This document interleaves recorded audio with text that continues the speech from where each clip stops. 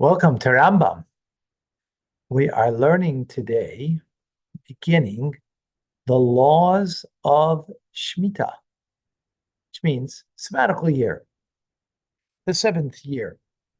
They contain 22 mitzvahs, 9 positive commandments, and 13 negative commandments. They are, the earth should rest on the seventh year from all labor performed because of it, not to perform agricultural work during this year, not to perform work with trees during this year, not to harvest produce that grows on its own in an ordinary manner, not to harvest grapes in an ordinary manner, to give up ownership of all the produce of the earth, to renounce all debts, not to pressure a debtor nor demand payment from him, not to refrain from lending before the sabbatical year, so that one will not forfeit his money, right? Because at the sabbatical year, you're going to lose the loan.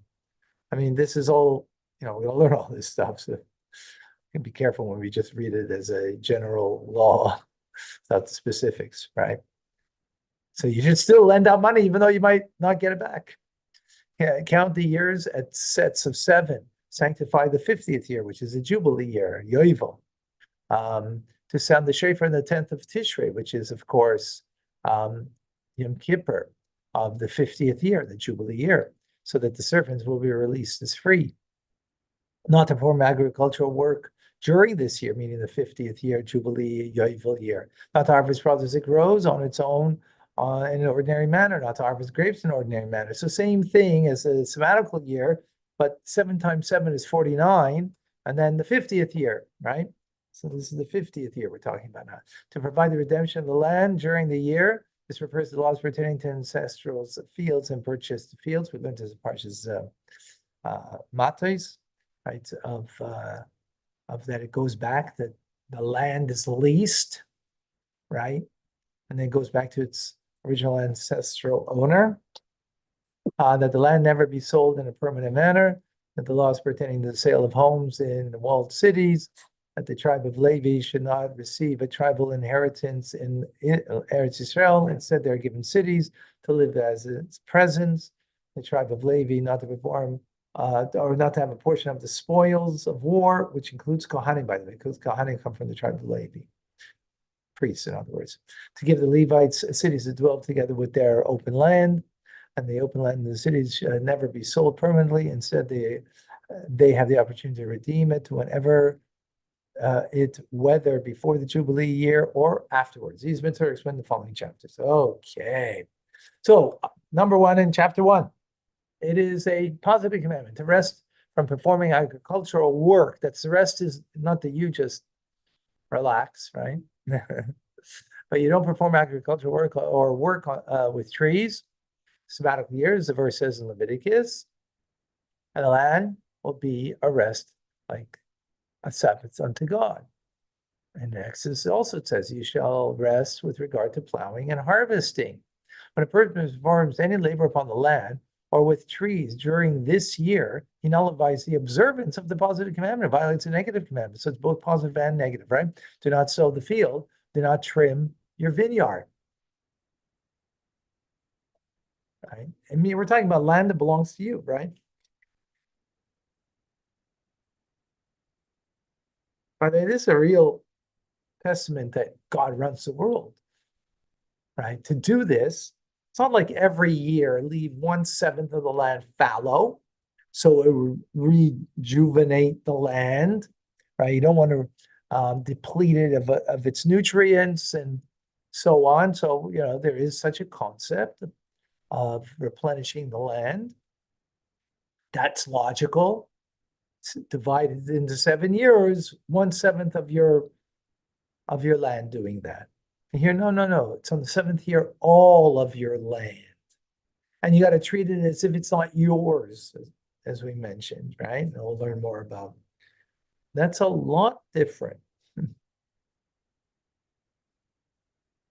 Okay? According to the scriptural law, a person is not liable for lashes except for the following labors: sowing, trimming, harvesting grain, and harvesting fruit, both from vineyards and from other trees.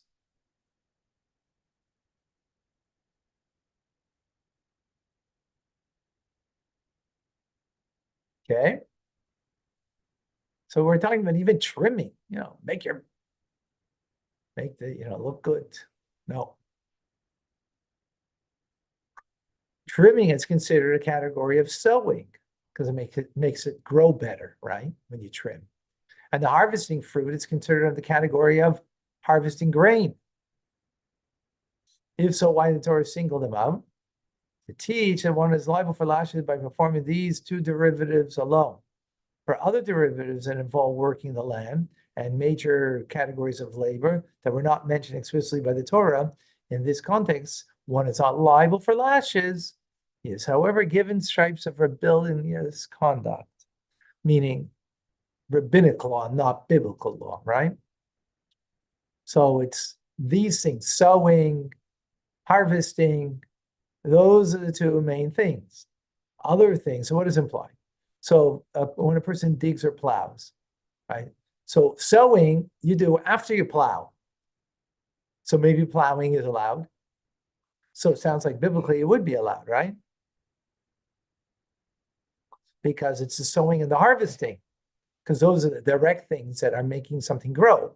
Not harvest, plowing is a preparatory stage before sowing. Because once you put the seeds into the ground, well, probably something's going to grow, right? And harvesting then is, you're going to get the benefit of it. So those two things are explicitly said, so you would get lashes. Again, lashes, if you recall, is when you were warned not to do that and you did it, and so on, right? But here, if you're digging or you're plowing for the sake of the land, in other words, you're not seeding the field afterwards. You're doing it for the land, so you're turning over the soil, so it's good for the land. Or removing stones, it's good for the land, right? Fertilizing the land. In other words, not for growing the crop. And performs other types of work of the land, extends, grafts, plants, and performs other similar conduct with the trees. He's given stripes for rebellion in his conduct because that's not a biblical law anymore. That's rabbinic law. They're not allowed to do it. We do not plant even non-fruit bearing trees in the sabbatical year. So that'll be okay, right? Because here, we're talking about sowing something that you're going to eat. You're not going to eat anything. Don't do that anyways. Nor may one cut an abnormal outgrowth from the tree, remove dried leaves and branches, apply dust to the top of the trees.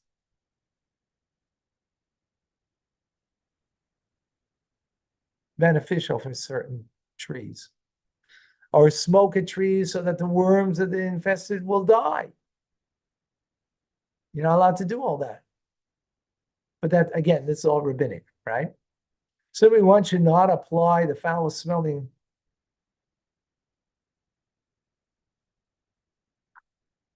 not apply a foul smelly potion to plants so that the birds will not eat them when they are soft. One should not apply oil to unripened fruit, nor should one perforate them. So these activities are speed the ripening, right? When you apply the oil, so you're speeding the ripening. Look at that. They had back in the day also stuff, right? One should not bind plants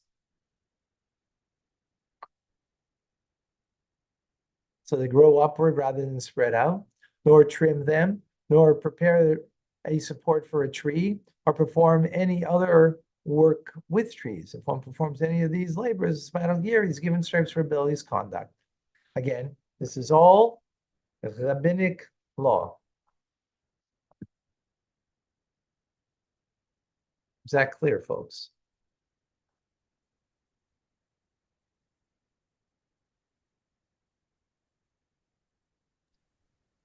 Yes, sir. Okay, amazing.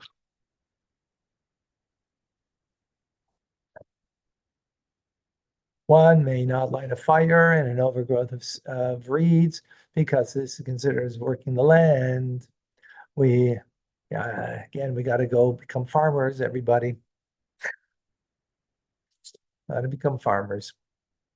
We train a cow to plow only in sand. So that you could do. Because what you're doing is training the cow, not on land that can be used for the crops, right? Because that's going to benefit you. If you're going to train the cow to plow on land, so well, then you're helping the land, right? No. But on sand, you could train the cow. Because that's helping anything, right? We do not test the viability of seeds in a flower pot on earth, but we may test a flower pot full of dung. Interesting. Because we do not usually sow in dung. Well, we may soak seeds in the Sabbatical year in order to plant them in the following year. That you could do. Right, so you're preparing for the following year after the Sabbatical year. That you could do.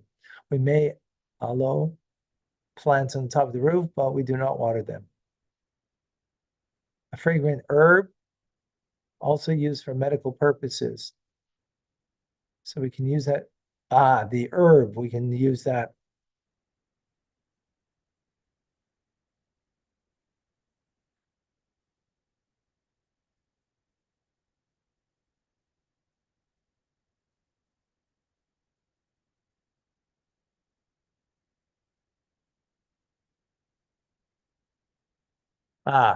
So it needs to be, it's for some reason this herbal plant is on the roof, but needs to be shaded. So you could create the shade for it, like build something that has shade in order that it should, right? Because you're not doing something direct to the plant. But don't water it because that's direct. Right? And you're promoting the growth. Wow. You got to be a real believer for this stuff. Real believer. We may apply red paint to a tree, and we may load it with stones.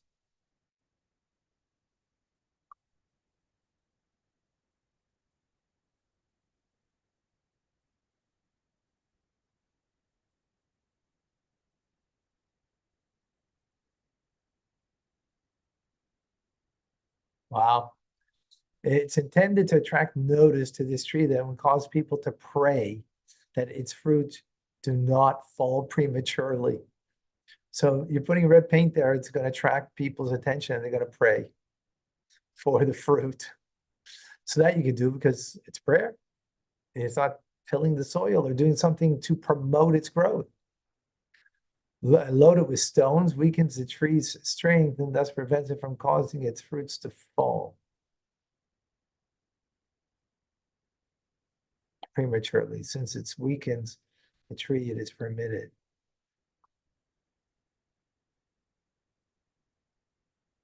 I don't know. Okay, whatever that means, but I guess putting stones around it is weakening the tree. I don't exactly understand that, but again, I'm not a farmer, but so it says, and therefore prevents it from causing its fruits to fall prematurely. I guess because it's weakened, so it's not supplying the nutrients so quickly to the fruit, and therefore indirectly you're causing it not to. You're not promoting its growth, so that would be okay. We may hoe under the vines and under the olive trees.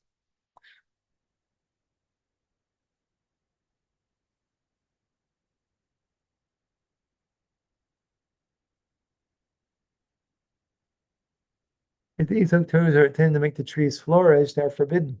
If they're intended to close their cracks, it is permitted. Okay, we may irrigate the base hashalochim,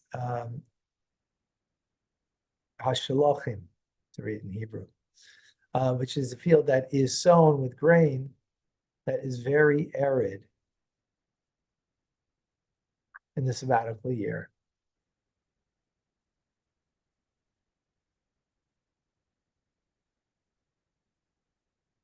So we can irrigate it.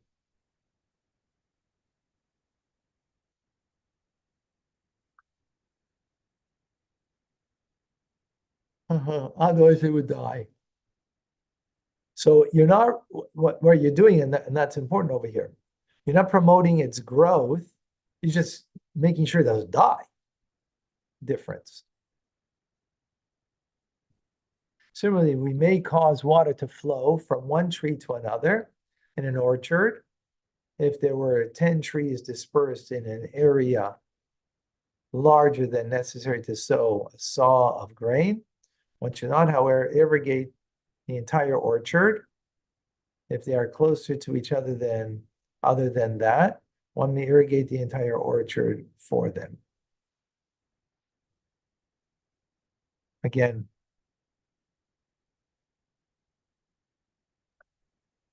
to save it.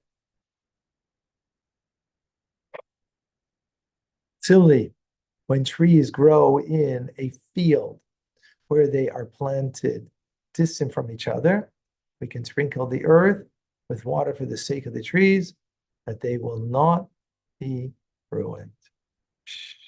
Okay, I have to stop here.